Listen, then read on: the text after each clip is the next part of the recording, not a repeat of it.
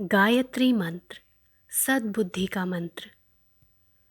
ओम भूर्भुवः स्वः तत्सवितुर्वरेण्यं भर्गो देवस्य धीमहि धियो यो नः प्रचोदयात्।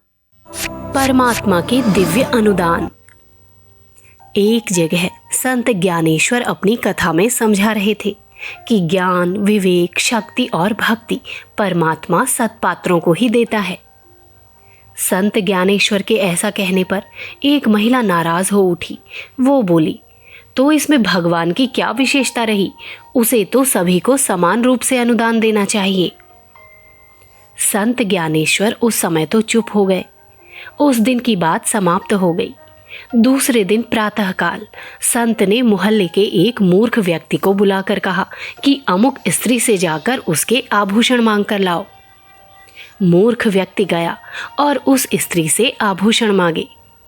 उस महिला ने झिड़क कर उसे बिना आभूषण दिए वहां से भगा दिया।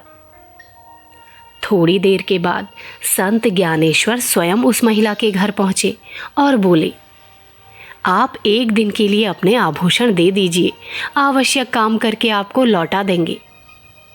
महिला ने बिना कोई प्रश्न पूछे अपना संदूक खोला और खुशी खुशी अपने आभूषण संत ज्ञानेश्वर को सौंप दिए।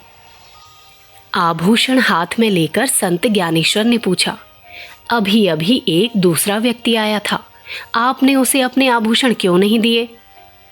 तब महिला बोली, उस मूर्ख व्यक्ति को कैसे इतने मूल्यवान आभूषण दे देते?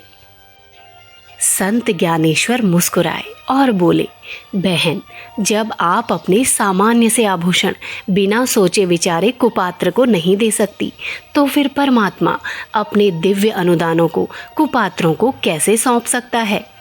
वो तो बार बार इस बात की परीक्षा करता है कि जिसको अनुदान दिया जा रहा है उसमें पात्रता है अथवा नहीं।